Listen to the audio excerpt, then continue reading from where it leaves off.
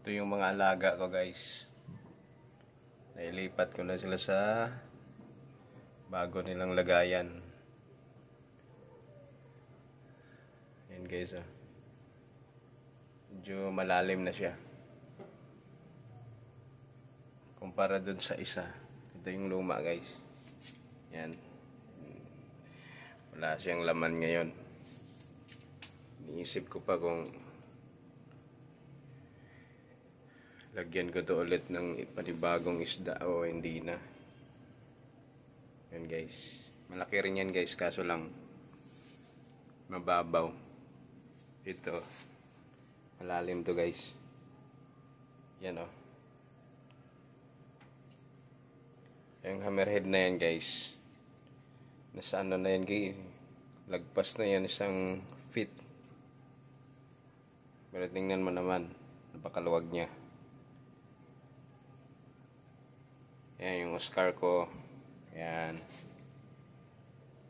kasing laki lang yan silang tatlo. Malaki na rin yan, guys, yung Oscar na yan. Yan, o. Tuwang-tuwa sila sa bago nilang lagayan. Bago nilang bahay. Yun lang, guys. Tapos ito yung pagkain niya. Naka-reserve din, guys, mga pagkain ko. Pakain ko rin sila ng pangkuy. Yan. Yan, pagkain niya, guys. Yeah. Tapos meron din dito naka-reserve yung mga pangpa ano natin, guys, vitamins. Yan, kompleto yan, guys. Healthy. Yung hammerhead talaga napaka-polish.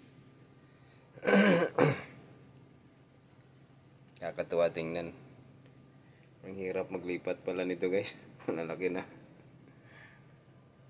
Maligo ka talaga sa tubig. Yan, o.